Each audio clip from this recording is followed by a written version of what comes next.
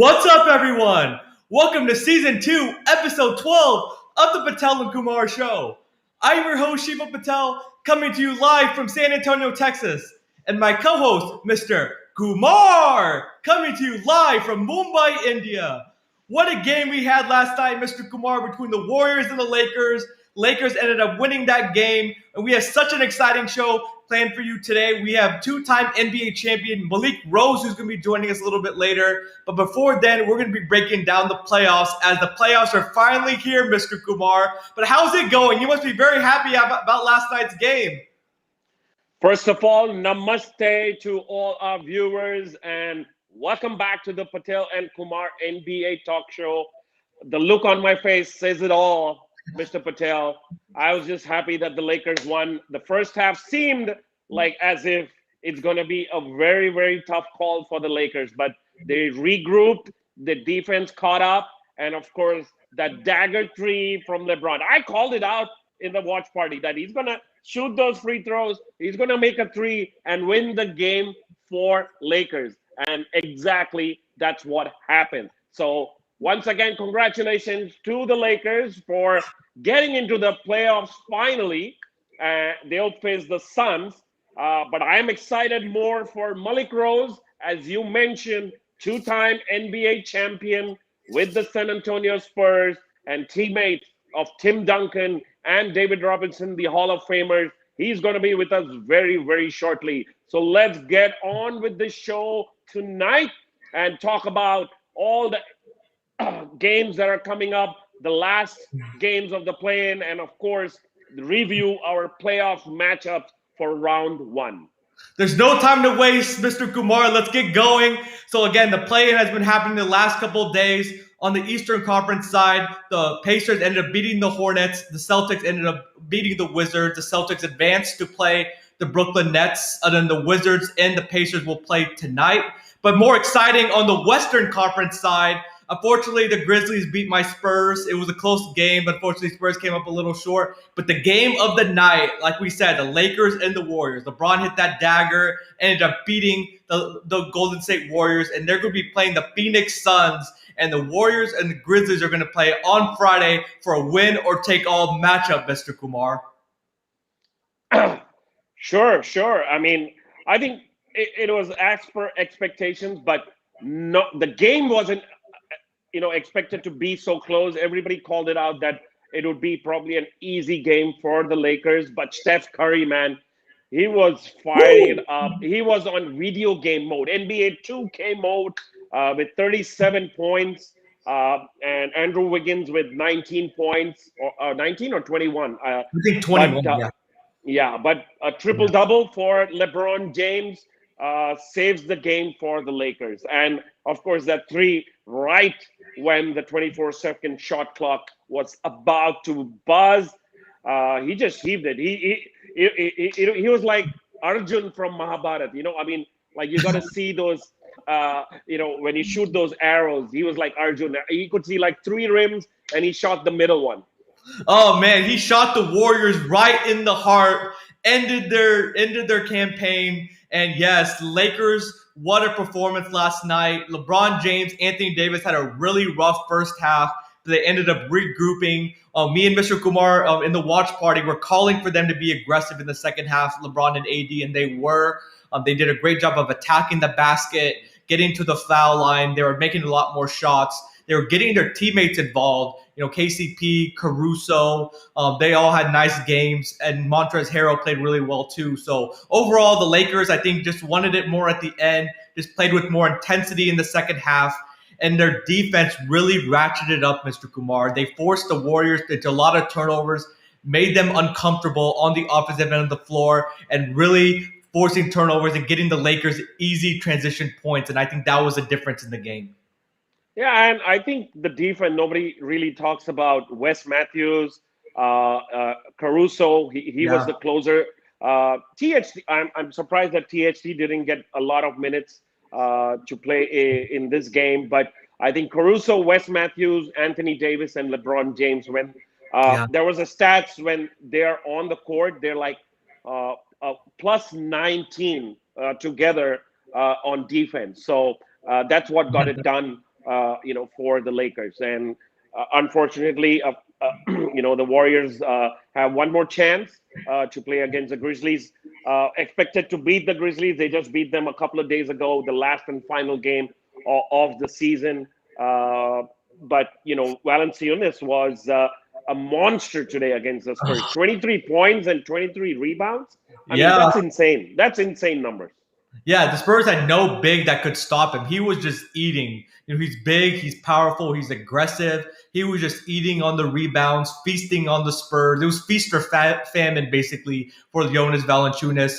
Dylan Brooks also was playing really intense defense on DeMar DeRozan, and he was aggressive on the opposite end of the floor. Ja did not have the best game, Ja Morant, but he made the timely shots when he needed to, whether it's a floater in the paint, driving to the basket, getting the foul. So I think the Grizzlies were just a little bit more offensively potent than the Spurs were, and the Spurs were not able to get the necessary rebound and defensive stops because they looked like they were going to get run out of the gym. They were down by 22 points. They looked like they were drinking too much on Beale Street that night before, but then Pop, regrouped them and they were able to fight back.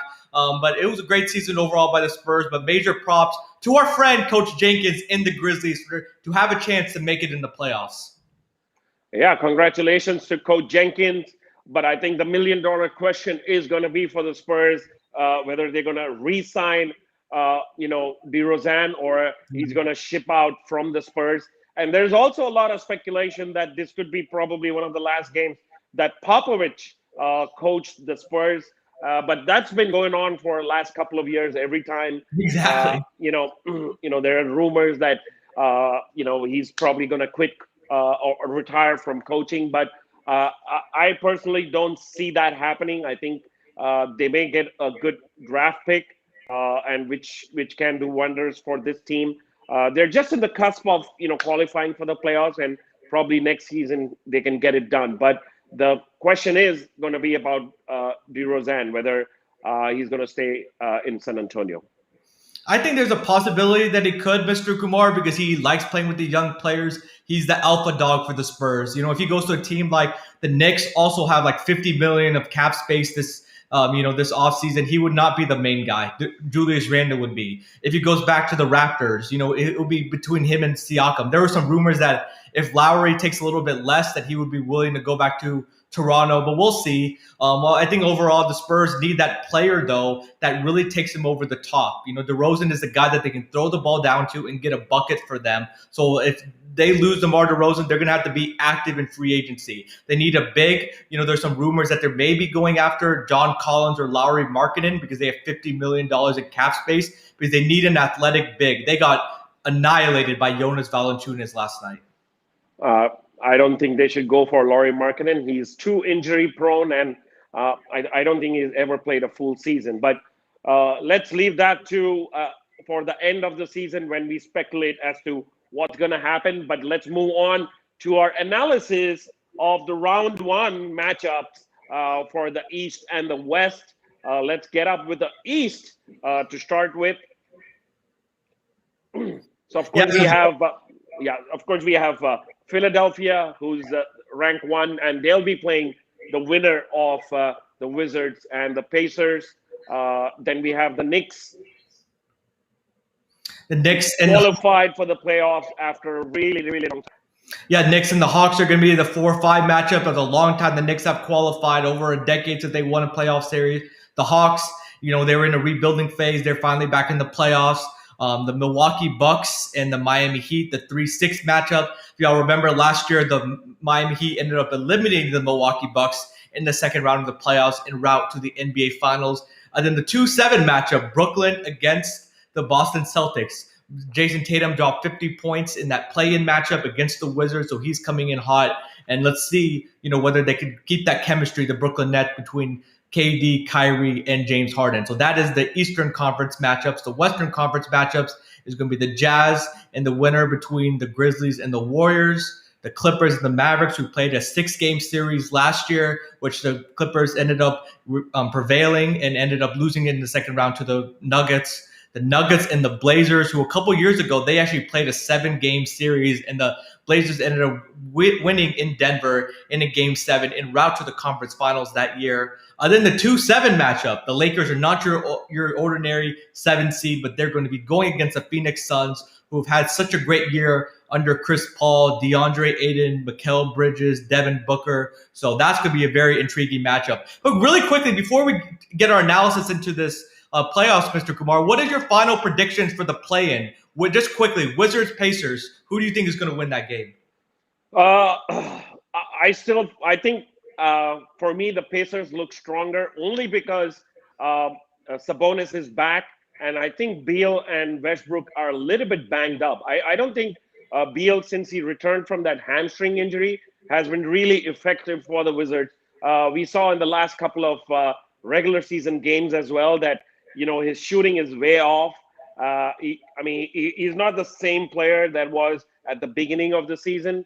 I think I'm going to pick the Pacers, and the Memphis and Warriors.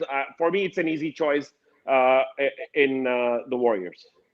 So I disagree with you on the East. I think Westbrook is going to have a bounce back game. He did not play well against the Celtics at all. I think he's going to come out, with intensity, with focus. I think he's going to come out with fire in his eyes and really carry the Wizards. Bradley Beal will give you how much ever he can because he did not look right, as Mr. Kumar said. But I think, the role players of the Wizards are going to play a lot better. The Rui Hachimuras, the Ish Smiths. I think that's going to be the keys because those role players struggled against the Celtics. And so I think everybody collectively is going to play better. I think the Warriors and the Grizzlies, I think the Warriors are going to win. They were so close to beating the Lakers, Mr. Kumar. I think Curry's going to go crazy. Draymond Green's going to have a big game. And, Wiggins and Bazemore are going to continue to play well. So I think it's going to be the Wizards are going to win in the East and Warriors are going to win in the West. Yeah, and I think one thing we also need to mention is that the Pacers are a little bit shorthanded because they won't have Chris LeVert, who's probably not going to be playing because of COVID protocols. Yeah, that's a huge loss, but I don't see the Pacers shooting. They shot like 55%. Like they were scorching hot from three against the Hornets. I don't see that, continuing. And I think they're a little bit. But it's still a home game. It's still a home game, so that's probably a little bit of an advantage for the Pacers. No, it's actually in Washington, Mr. Kumar, because Washington's it's in Washington. Yeah. Washington State. Yeah. Yeah. So, but okay, we got that out of the way. Let's get to the playoff matchups, Mr. Kumar. So we're going to hear our predictions for the East and West playoffs. So what do you want to start with, East or West, Mr. Kumar? East. We always start with the East. All right. The Eastern Conference, and then go to the Western Conference. All right, take it away. Well, I think it's a very simple matchup for the 76ers. They've been one of the most consistent teams during the regular season, especially at home. So I'm picking whoever comes out, whether the Pacers or others. I think it's going to be a 4-1 for Philadelphia. Yeah, I think it's going to be the Wizards, but I think Philadelphia is just going to get their way. I think they play tough defense. Joel Embiid is just going to be too much for whatever the Wizards or the Pacers can throw at them. Ben Simmons is doing his thing, facilitating Tobias Harris, who's had a career year going downhill, playing really well. Seth Curry. I think they just have too many weapons, the Philadelphia 76ers, and they're going to overwhelm their first-round opponent. What about the Knicks and the Hawks, Mr. Kumar? We both agreed that this is going to be a 6-game series in favor of the Knicks. So why do you like the Knicks so much in the series, Mr. Kumar? Well, the main reason is Coach Tom Thibodeau. He's done a fantastic job with this unit. They're rejuvenated. They have a purpose, and they have shown that during the regular season.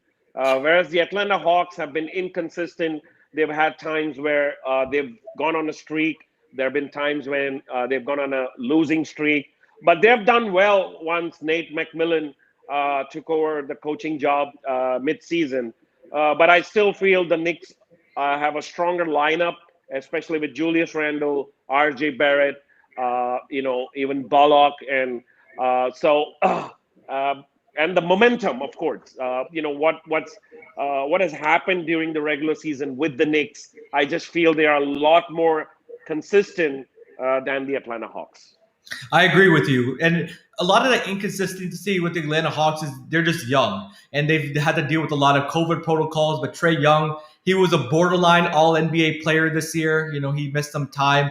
I think they're just going to be too young and inexperienced. His first taste of the playoffs, with Trae Young, John Collins, Bogdanovich, so Cam Reddish, DeAndre Hunter. They have a really young core. Danilo Gallinari and Capella is probably their most veteran players. But I don't think those guys are going to be able to carry the Hawks, offensively. And this Hawks really struggle on defense because I think the Knicks are going to have their way on offense. They love to run that screen and roll with Barrett and Julius Randle. Julius Randle does a great job of picking his spots, in the mid range. He has a nice little fadeaway jumper, nice jumper on the elbow, or he can attack the basket, get to the free throw line. He can also shoot the three a little bit. So I think the Knicks have much more proven weapons, and they play much more better defense. The Knicks are a top 5 defensive team in the league. Of course, it's not surprising with Tom Thibodeau as their coach. I think, they struggle to score at times offensively, but their defense, I think, is going to carry them in this series and overwhelm the Atlanta Hawks. True. I agree 100% with you. So I'm picking the New York Knicks. We actually agree. What? Agreed on the first two. But we got to disagree on the next two because I think the most important matchup that you're ever going to see, at least in the round one, is going to be the Bucks and the Miami Heat because the Bucks really need to prove something, at least this postseason. The last two postseasons, there was a lot expected from Milwaukee Bucks, and they fell short. They fell short in the conference finals against Toronto Raptors, and then, of course, in the second round last season against the same opponent, the Miami Heat.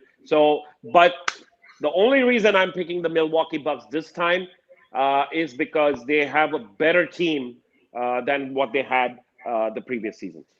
I 100% agree with you that they do have a better team. I think the Heat, they're not weaker, but I don't think they had the same collection of core that they had last year, that same chemistry. I don't think they're playing as well as they were last year going into the playoffs. I think with Drew Holiday was such an important acquisition for the Milwaukee Bucks because that gives Giannis shooters. Giannis, I think, is going to play a lot in the post, in the mid-range. And I think he's going to be a facilitator, finding the shooters. They have DiVincenzo. They have Drew Holiday. They have Bryn Forbes. They have Chris Middleton, Brook Lopez. So I think they're going to be able to space the floor on the Heat. And then the Bucks will play good enough defense where they can stop Jimmy Butler. I still think the Heat are going to play really hard and keep the series competitive. But I think the Bucks being at home is going to take them over the top, and they're going to win a very hard-fought 7th game, Mr. Kumar. I think it's going to be Milwaukee in 6. So I think we have to agree to disagree on this one. And we'll have to watch the series closely in order to determine who's going to be the winner of that prediction. Exactly right. Should be a great series. Can't wait. Get your popcorn ready. And then the last series, we don't have to talk very much about it. The Brooklyn Nets and the Boston Celtics. Mr. Kumar gets his broom out for the Brooklyn Nets. I'm giving the Brooklyn Nets a gentleman's sweep. The only reason I'm giving him a gentleman's sweep is 2 words: Jason Tatum. I think he can have another 50-point game. And he may be able to put the Celtics on his shoulders and carry them to victory. And Kemba Walker can also have a big game. That's the only reason I'm giving the Celtics a game, because without Jaylen Brown, I think it's going to be a real struggle for the Celtics in this series. I think this is going to be an offensive superpower coming at you for 4 games in a row. I don't think Boston has any chance of stopping any of those big 3. And of course, they'll have Joe Harris to stop as well. He's the top 3-point shooter in the league this year at 47.5%.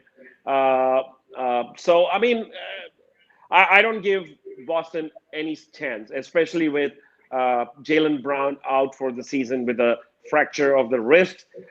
Jason Tatum, he had a great game against the Washington Wizards, but I don't expect him to repeat that 50-point performance. So I'm going to give an easy cakewalk of a series to the Brooklyn Nets.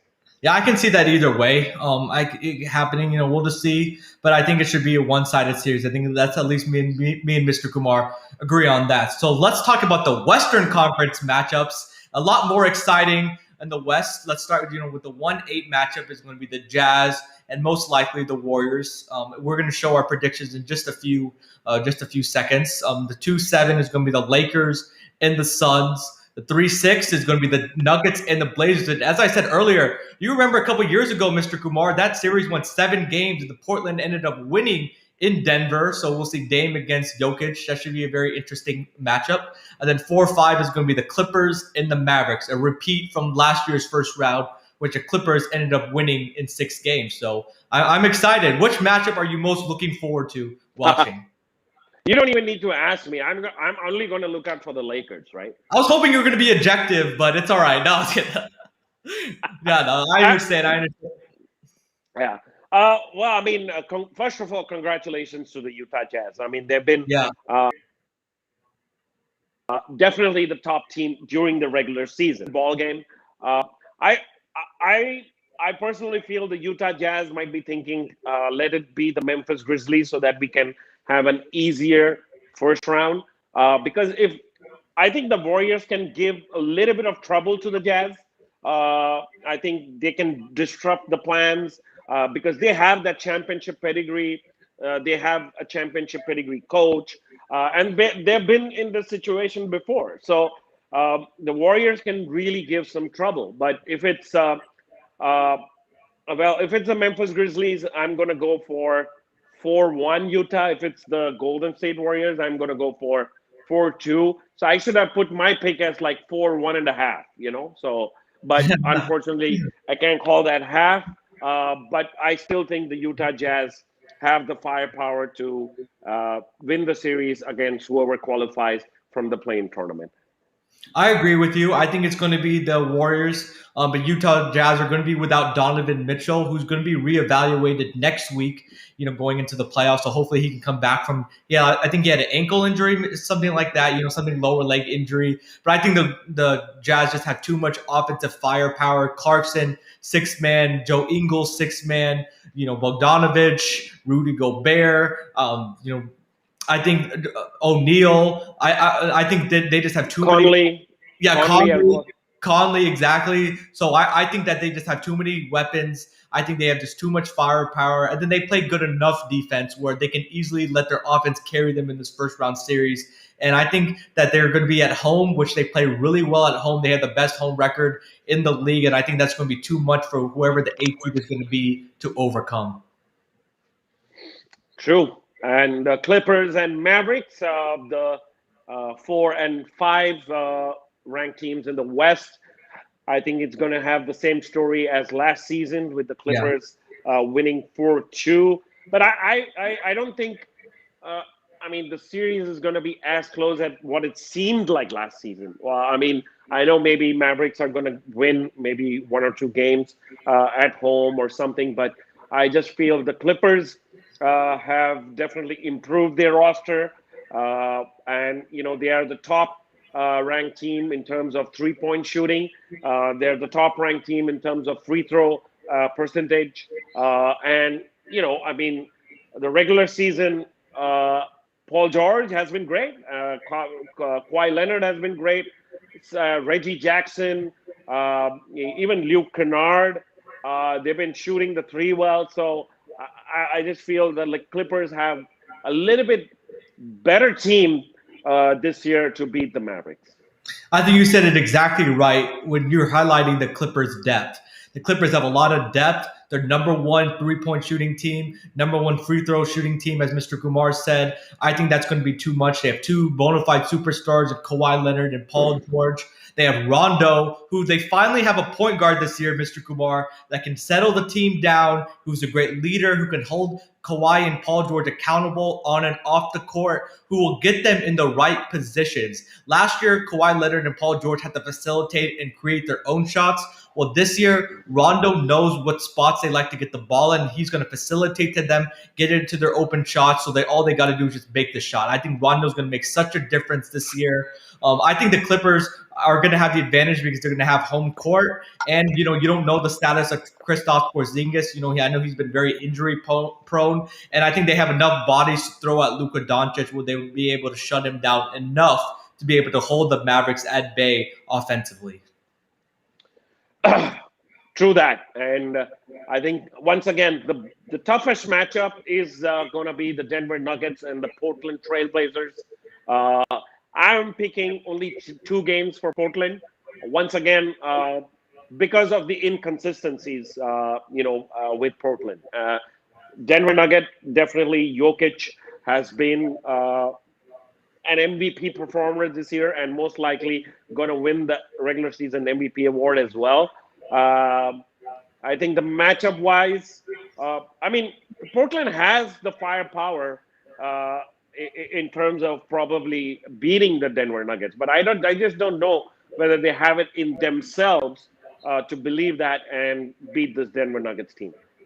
I have to be honest with you. If Jamal Murray was playing for the Nuggets, I would have probably picked the Nuggets 4-1. But I think that Portland really struggles on defense. But the Nuggets have enough, offensive power with Michael Porter Jr., Monte Morris, Nikola Jokic, Aaron Gordon. I think that's going to overwhelm the weak defensive team that the Portland Trailblazers are. Even though the Portland Trailblazers have been playing a lot better, I think it's just going to be Dame or bust for them. Those other guys are not as proven, in the playoffs, the Nurkic. CJ McCollum's had that up and down kind of playoffs. So the only bona fide player that I can trust is going to be Damian Lillard. And I think the Nuggets with home court advantage, too many weapons. Nuggets play really good defense also, and they like to play at an up and down pace. I think that's going to be too much for the Portland Trailblazers, and the Nuggets are going to impose their will in the series, even though it's going to go to a 7 games, because I think Portland and Damian Lillard can really turn it on, and the Nuggets are missing Jamal Murray, so I think that's the only reason I see that the Portland Trailblazers are going to push them to 7 games,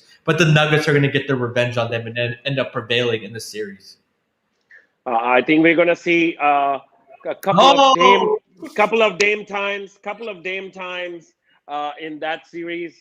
But coming to the last matchup, the last matchup is the most most exciting matchup, at least personally for me. I think the whole world knows why, and that's because it's going to be between the Lakers and the Suns, or you can say LeBron versus the Suns. I'm picking a gentleman sweep for the Lakers.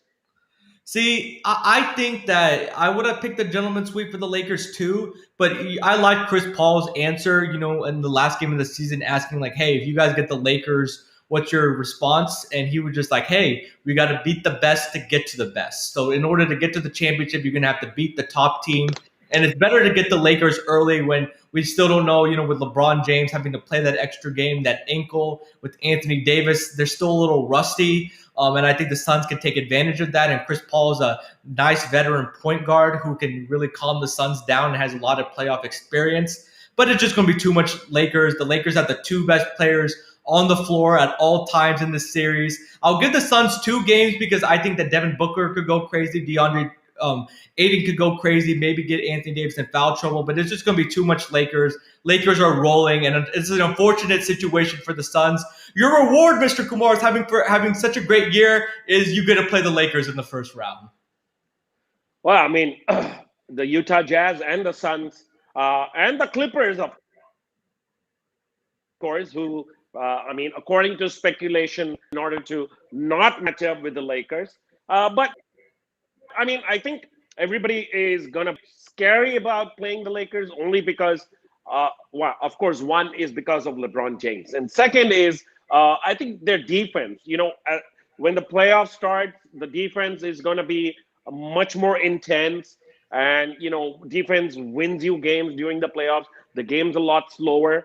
So that's probably one of the key reasons why I think it's going to be a gentleman sweep, because even without LeBron, the Phoenix Suns lost, against the Lakers, just a week ago, in the end of the season. So, for me, it's going to be 4-1 Lakers. No doubt about it. I'm not going to be objective about it as well. So just one real point I got to make before we get to Malik Rose, that the Suns like to play a lot of up and down, get a lot of transition points. So if the Lakers can slow down that pace, get a rebound, make it a half-court game. I think the Suns struggle more offensively in the half-court game. So I think the Lakers need to slow down the pace. And if they do, they'll take the Suns out of the game, take the Suns out of their element, and I think they'll be able to win that series.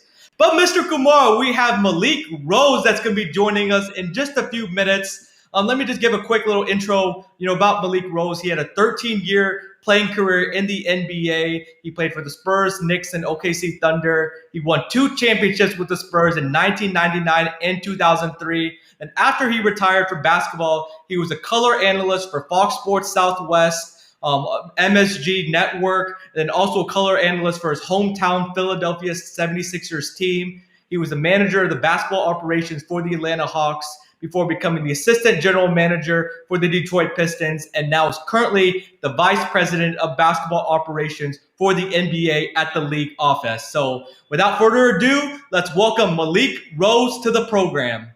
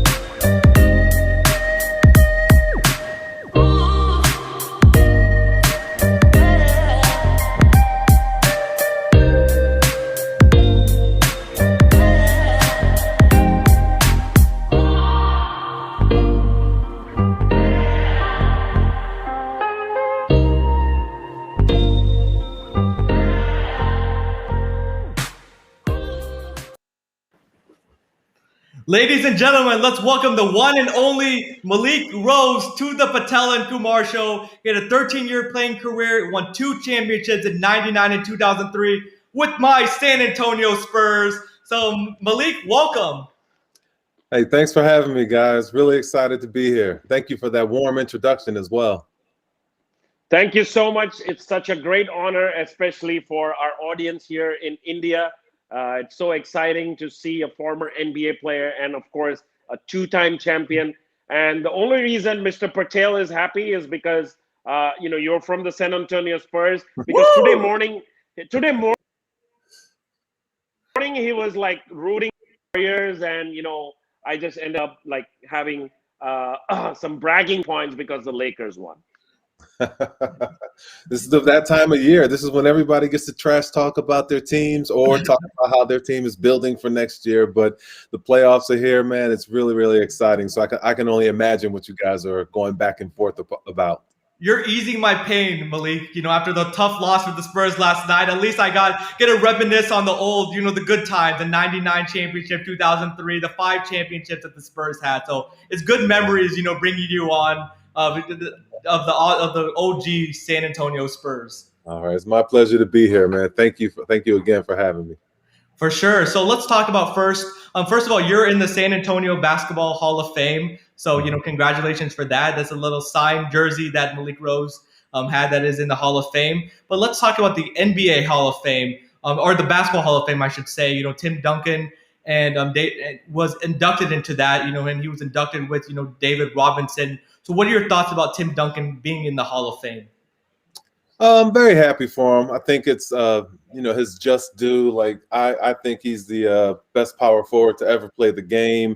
He's definitely, you can argue that statement, but and I don't think it's close. But just really happy for Tim. He's a class act guy, great player, great father, great friend, and this couldn't have happened to a better person in my opinion. Yeah, and he's known as the. Go ahead. No, I know. I mean, I can't even imagine what the experience would have been because, of course, in 1999, during that first championship, it was with David Robinson as well in the team. And then in 2003, where Tim Duncan had a much more important role. But how has the experience been, starting with the San Antonio Spurs, playing under David Robinson, and then, of course, playing with, Duncan at the later part of your career? I think it was. I mean, it was for sure a blessing in disguise. David was amazing, and both Tim and I have so much to be thankful for to David. Like, we were young when we first came in, and David was established and, scoring champ, defensive champ, MVP, all that stuff.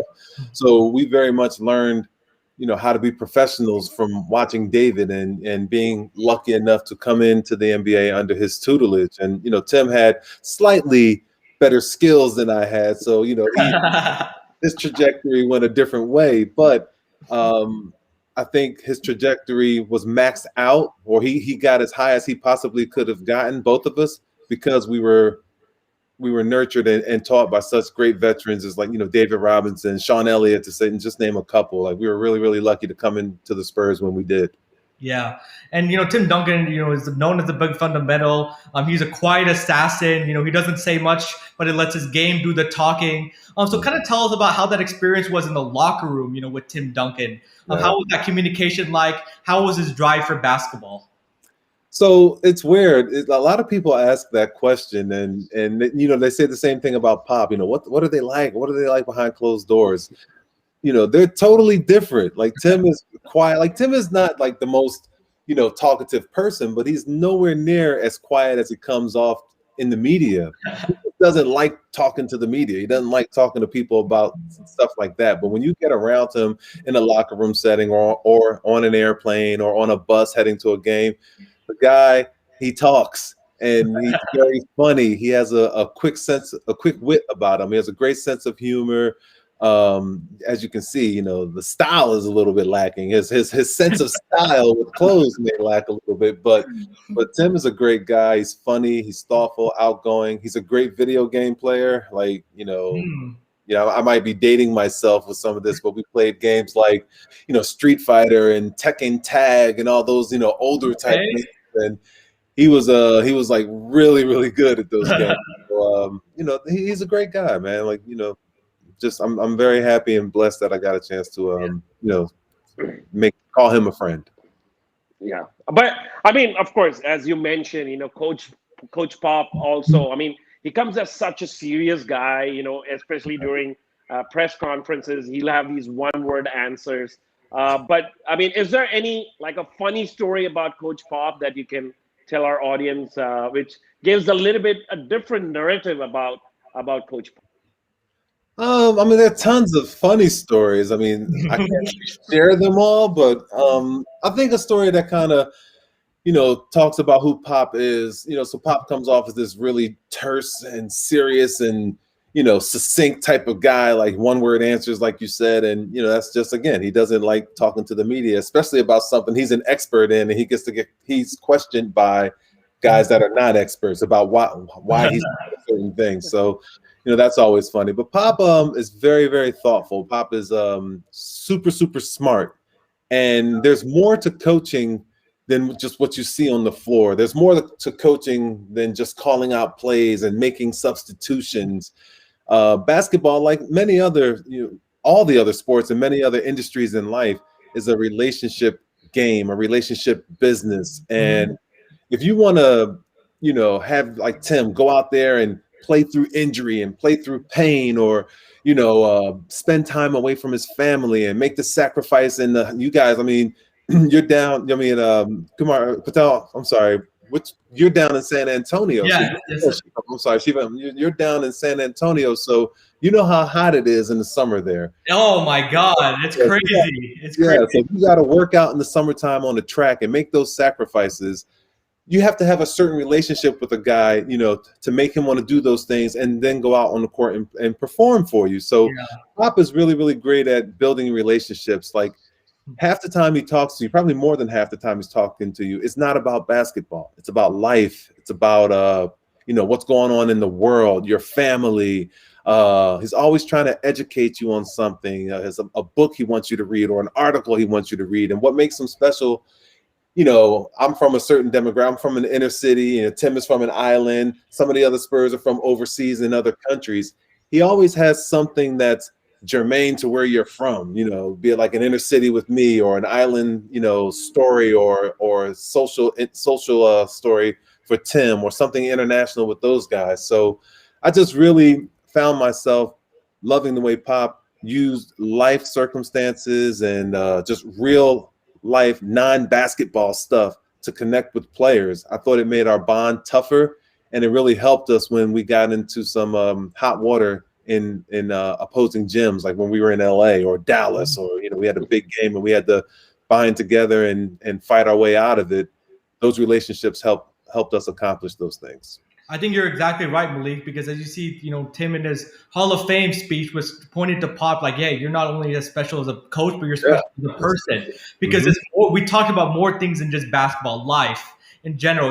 He got to know them, the players, as people. And I think that really established that trust. And I think that went a long way, on the court. So I have to ask you specifically about the 1999 championship. How special was that moment for the Spurs to win the championship, put San Antonio on the map? It was a franchise's first NBA championship. All of San Antonio was going crazy. I still watch the videos, the championship highlights from that year. I can watch it over and over and over again. It was such a special team. So kind of tell us how that connection was with your teammates in that team. Man, it was special for all of us. Like I was only in my third year in the NBA. Tim was in his second year. So, it was probably more special for guys like Tim. I mean, like David. I'm sorry, David, Sean Elliott, Will Perdue. Actually, I think Will came later. But when he finally got his championship, Avery Johnson, those guys, Jaren Jackson, guys that had been in the league longer and had gone through injuries. Like in particular, Sean Elliott and David. Like they had been in San Antonio for a while. They had lost a couple of times, and they had come up short. So for them to finally get over the mountain, get to the top of that mountain, I thought it was more special for those guys because they had suffered longer than Tim and I did. But just that season was funny because it was a lockout shortened season. There were only 50 games, I believe. 50, we started out slow, man. We were struggling. I think we were like 6-8 at one point, and we were, picked to come out of the West. And, we were picked to be one of the better teams in the NBA, and it wasn't looking like that. But to that point, Pop and David, we had some great leaders. Avery Johnson, those guys kind of got things under control. We had a few meetings. We talked about things. We argued about things, and started to fix things. And as that season turned around, we started out 6-8. But after we got things straight, we went, I think, like 31-5 or whatever to like finish the rest of the season. We got the number 1 seed and went on to win the championship. So that's really what made it special, because it's not like we started out hot and ran the table. Like we had a lot of adversity. We had a lot of obstacles we had to get over.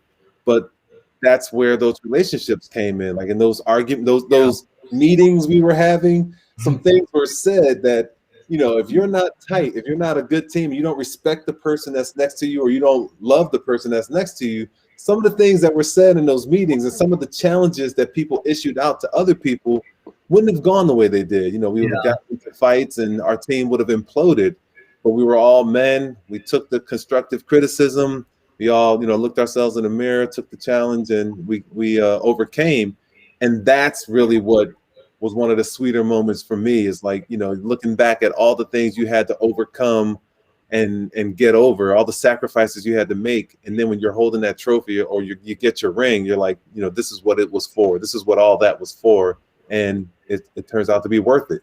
Yeah, absolutely. And just again, talking about the second championship, because it was a totally different scenario. The Lakers had won like 3 in a row. And then, of course, you had Newker, Ginobili, and Duncan, of course, at that time was an established star. How different was that championship compared to the 1999 championship? Well, the first difference is I played a lot more. I didn't play much in 1999. I got about maybe 10 minutes a game in 99. But 2003, I played a lot more and had a bigger role. So that one was more sweet for me. But that one was tough because the Lakers were this juggernaut. They had just won 3 championships in a row. Shaq and Kobe are in their prime. They have the great, Phil Jackson and some great role players, and Robert Horry and Rick Fox and all those guys, Derek Fisher, and it was tough beating those guys. But to say, like, I heard you guys. I was listening when I was in the back room or the back door or whatever, listening to the show. You talked about Chris Paul when he said, you got to be the best, you got to beat the best.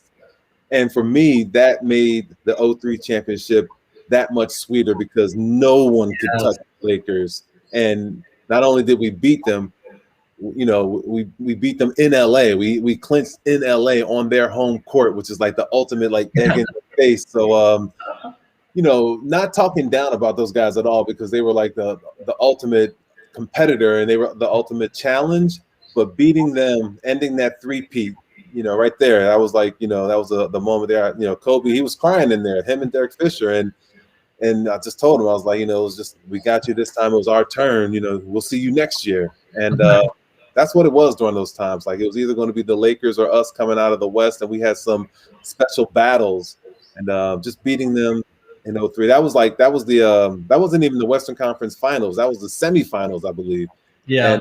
And we beat them. Yeah.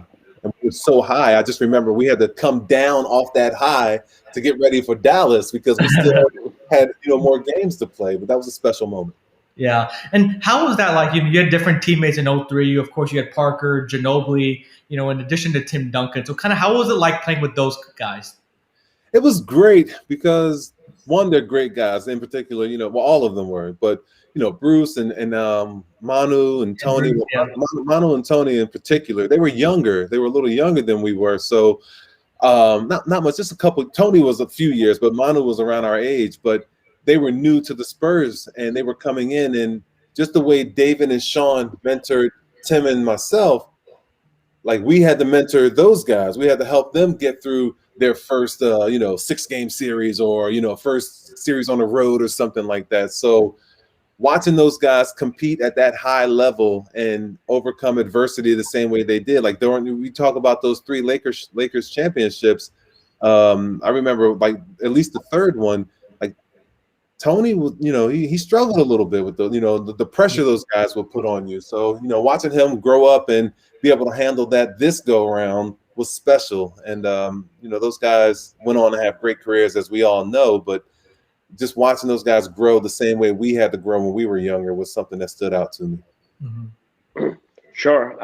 Talking about mentorship, during that second season, I want to turn the question around in terms of advice for young Indian, basketball players. Of course, a lot of them trying to, play for college teams in the U.S.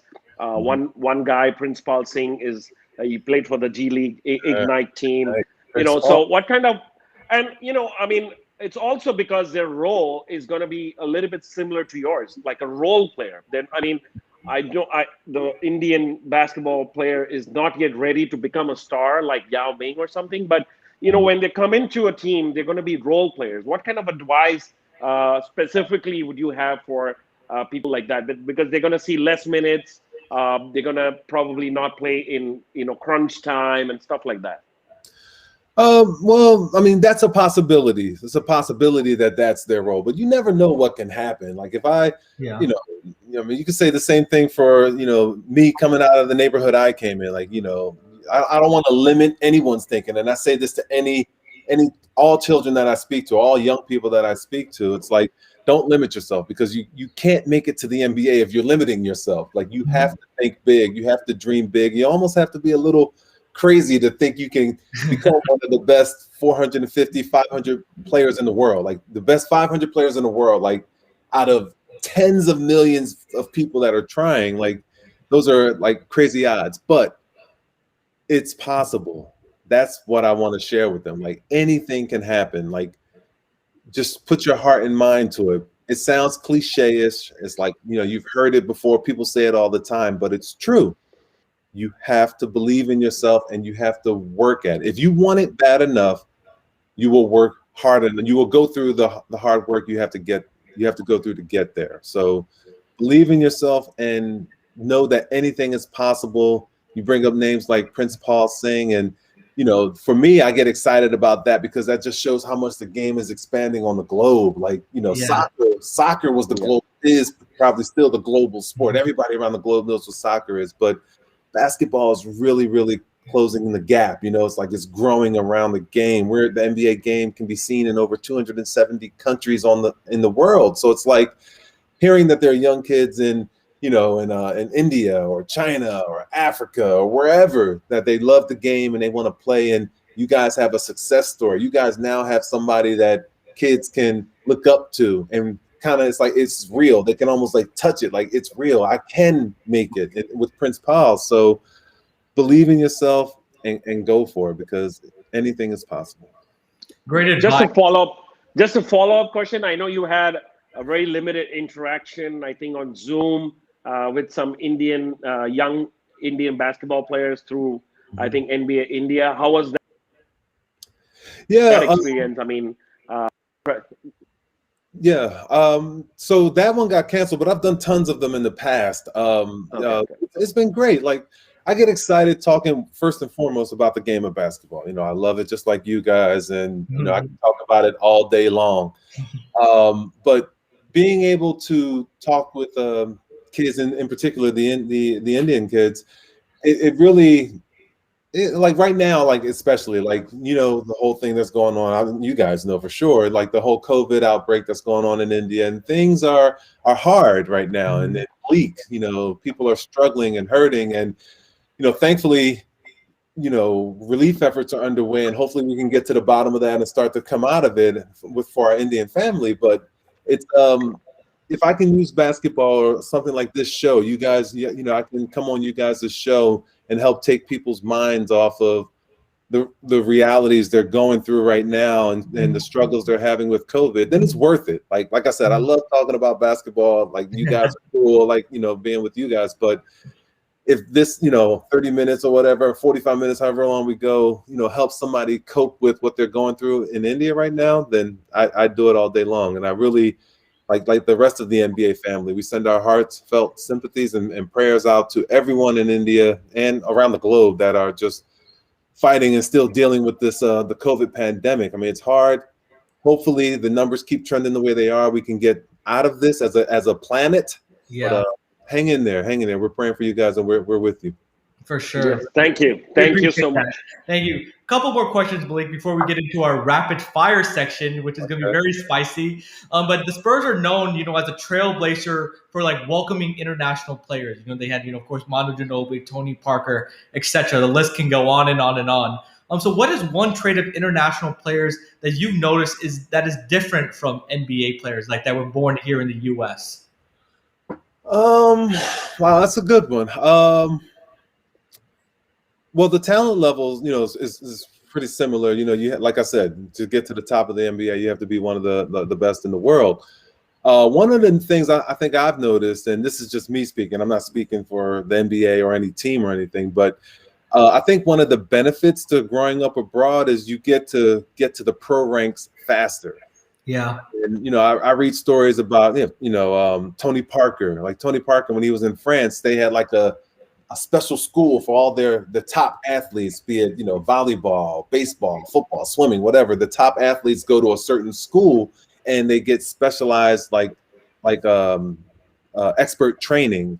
And a lot of kids in the States don't do that. Like Tony Parker left to be a pro when he was 14. When I was 14, I was barely taking the bus to get to school, high school, whatever. So I think the international kids have a little bit of a leg up in that the way FIBA is set up over there, they get to become professionals and get exposed to professional training earlier than United States kids. And that helps them, become professional players like better or faster. Yeah, absolutely. Thank you for that advice, and let's move on to some rapid fire questions. Man, I'm worried about this. I never do well with rapid fire. So of course, rapid fire, we're going to ask Malik some questions. It's going to be the personal side, more about his experiences, and there's just going to be some quick answers that we're going to give. So the first question, Malik, 1999 championship or 2003 championship? Putting him on the spot a little bit here. That's an easy one. I mean, 99 was great because it was the first one. But like I said, I played more in 03, had a bigger role, got a lot more TV time. 03. 03. Okay. If you had to choose between Tim Duncan and David Robinson. Ooh. Wow, choose for what? Like a video game rest, or is it something military? Because if it's military, and I'm going with Or David. your Teammate. or teammate. Oh man, teammate. Well, Dave didn't pass me the ball a couple times, so like I probably have to go with Tim, just because Tim passed me the ball a little bit more than David. But in David's defense, it was his job to score. When he got the ball, we didn't need him to pass; we needed him to score. So maybe And, David. and, Maybe and to Tim. David's defense, you played less minutes when he was around. See, there you go. There you go. Exactly. Exactly. More minutes, more opportunities. You were able to showcase, your skills in 2003 for sure. So, Right. okay, toughest opponent, Tim Duncan or going against Shaq? Man, so it would be Shaq, just because of like Shaq was like a mobile mountain. Like Shaq is as big as a mountain, but he could run, he could jump, he was strong, he was athletic. It wasn't like he plotted like a mountain, and at that point in his career. But I'll say Tim, because I had to play against Tim every day in practice, and that was terrible because Pop only knew one play back then. Give it to Tim. So he was scoring on me like all the time. Anyway, yeah. And I know this is rapid fire, but I do have a little story about everything. But Shaq and Tim, it'd be my nose hair. Okay. So I mean, you have a very unique career because you played against the best times of Michael Jordan. You played against the best times of Kobe Bryant. Yeah. And then, of course, during the later part of your seasons, the best times of LeBron James. Mm-hmm. How different was it playing against three of the most sought after stars in the NBA? Great question, man. It was scary to say. First and foremost, it was scary. So when I first got into the NBA, Jordan and those guys went on the 72 game. They won 72 games, and they were just on a different level. Like I think they saw the game in slow motion. Like they were just able to pick things apart. It was so easy. Like when I got there, my rookie year, everything was moving 1,000 miles a minute. It was too fast. Jordan was just on a different level. But playing against Kobe, it was like competitive fire. Like that guy wanted to win at all. Same as Jordan. I mean, he learned from Jordan, but he wanted to win at all costs, and I got to see that up close and personal. I mean, this guy's coming at you, trying to dunk on you. He's trying to embarrass you with the jump shot, take the ball from you. He's the best.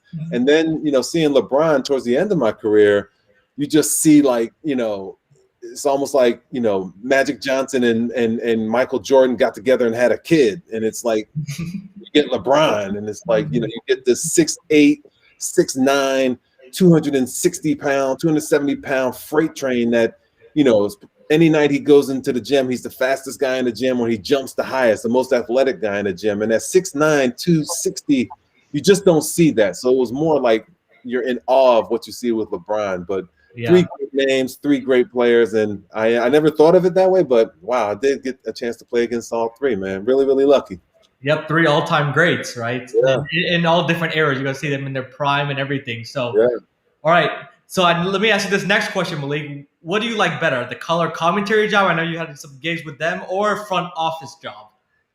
Front office. But I did enjoy my commentary. I had a good time with my guys there. And you were good. I watched videos that you were really good on commentary. The Philly fans loved you, of course, because you're a hometown, Philadelphia kid. So that brings to my next question, Malik. Philadelphia or San Antonio? Ooh, man, come on! I got a house in both places. You want to get me evicted? What? Okay, what if it was Philadelphia playing San Antonio in the NBA championship game today? Yeah, any day. Who would you choose? I choose San Antonio for the championship, but Philly is always going to be in my heart. Yeah. I love them both. I do love them both, though. Yeah. I don't play rapid fire, man. That was a tough one. You're beloved in both, though, Malik. You're such a likable guy in both. Not after that question. You made me choose one. Now I'm beloved in one and despised in the other. Okay. I think the whole world wants to debate this. Michael Jordan or LeBron James for GOAT? Ooh. That's easier, and I'm okay with this fallback. It's Jordan, man. Yes. And it's funny because, I mean, there are many reasons I have for that back. And it's not saying, I mean, like, if you're the second best player of all time, I mean, you're pretty damn good or whatever. I mean, arguably the second best player. But yeah. Go ahead. No, but like, one of the things, like, I don't know. I don't know. I'd say it's Jordan, but that's not a slight on LeBron. It's Jordan. Yeah. See, I think each has their opinion. I think sometimes what a lot of people do is try to assert their choice onto the others. Like, hey, you know what? Why LeBron is good or why Jordan is good? That's what I don't like. I mean, I like Jordan, or I like LeBron. You like Jordan. That's fine. I mean, everybody has their choice. You know. I'm with you, Malik. I'm Jordan all the way, especially after the Last Dance. That booked it for me. You know. Man, yeah, I just watched him play. Like I said, the game, he was in slow motion out there. Like, well, he's just on a different level, and LeBron's on a different level as well. It's just, in my opinion, not higher than Jordan's. For sure. So Philly is known, of course, the Philly cheesesteak. So, you have a couple of restaurants here in San Antonio. So would you be interested in introducing an Indian version of the Philly cheesesteak, say a tandoori chicken cheesesteak to your restaurant? And it's funny. Yes. I've had tandoori chicken, and I love it. But my cousin, I'm out of the business. Like, I gave it all to him, and he's doing a great job with it. I mean, he has the cheesesteak spreading all over South Texas.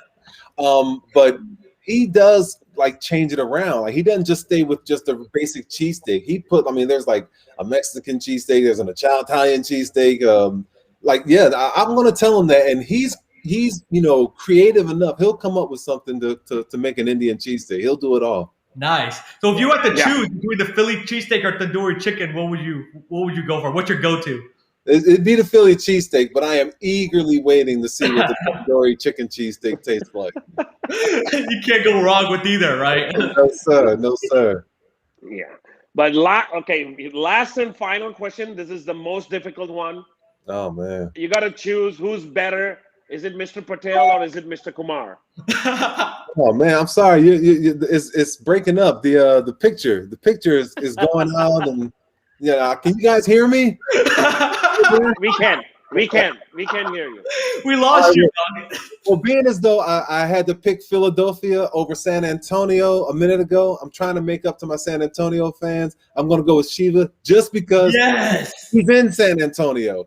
But I think you're going to pick me when you come to India, right? Yes, I would love to. Yeah, we got to do that. You show me India and some good tandoori chicken and everything. We'll be friends. Absolutely, for sure. Absolutely. So last one, just real quick before you go, Malik, who's going to win the championship? Who's going to be in the NBA Finals, and who's going to win the championship this year? Winning it is more difficult. Like, I did this every year. Like, until someone dethrones the champion is going to be in the finals. So I think the Lakers are going to be in the finals.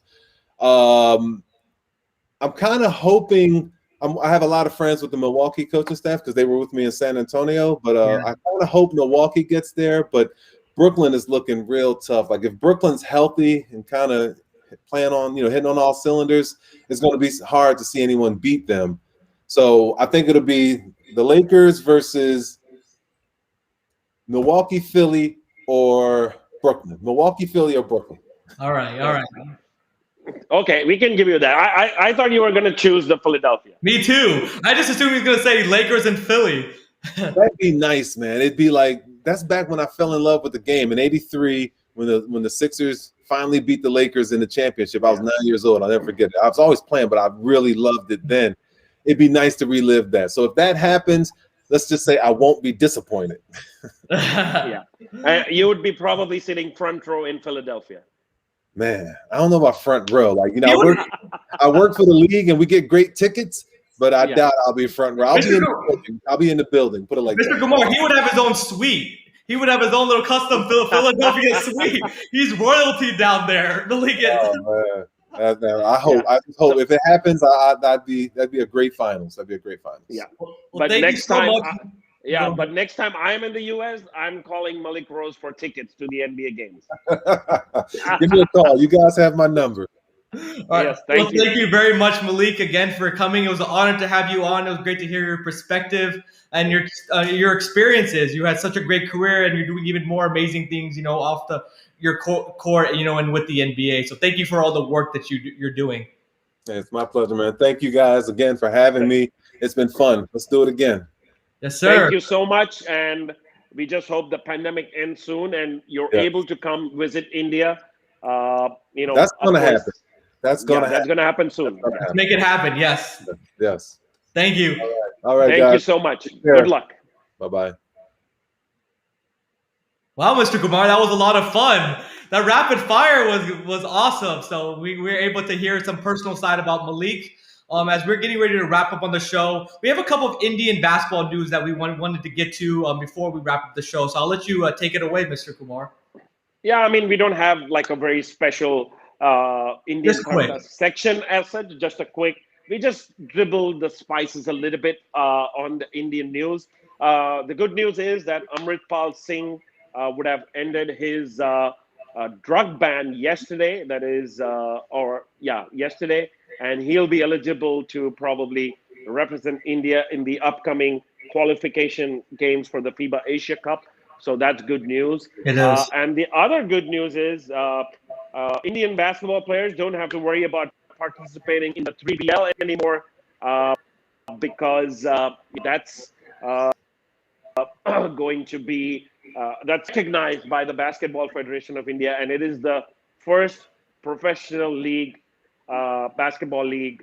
I know it's 3-on-3, but still going to be recognized by the Basketball Federation of India. So they have recognition not only from the Indian Federation but also from FIBA. So it's good news for Indian basketball players because they can now participate in this professional league as well. Yep, and shout out to 3BL and Commissioner Rohit Bakshi, who we had on in the Patel and Kumar show. So if you want to hear his thoughts, he had some special announcements that he made on that show about the tryouts and everything. Be sure to check that out on the Ekalavia's YouTube channel and the Patel Pick and Roll Sports YouTube channel. So shout out to Rohit Bakshi and 3BL. But again, that wraps up our show. Thank you, everybody, again so much for tuning in. Thank you for your chats. Thank you for all the engagement me and Mr. Kumar enjoyed. Hope you enjoyed Malik Rose. I want to thank him for his time and for coming on the show. And I want to thank you, Mr. Kumar. We had a good back and forth going today about the playoff predictions, and I'm looking forward to the playoffs are here, Mr. Kumar. Yeah, but I'm just starting to worry that we are starting to agree on a lot of things. That's not good. I know, it's a little scary. That's not good. That's not good for the show, It's a little scary. Oh, man. But again, to remind everybody, we are going to have a great show. We are coming back now on a weekly basis during the playoffs and, of course, till the end of the season. Our next show would be on the 27th Thursday. Be sure to like, subscribe to our YouTube channels, the Ekalavia's YouTube channel, and the Pick and Roll Sports YouTube channel. And please connect with us on Instagram and Twitter. And the handle is at Patel and Kumar. But till next week, thank you very much for joining into this show. We'll come back next week again with a live watch party as well, which we will announce shortly. Yes, stay tuned. Have a good day to our folks in the US and good night, our folks in India. Peace.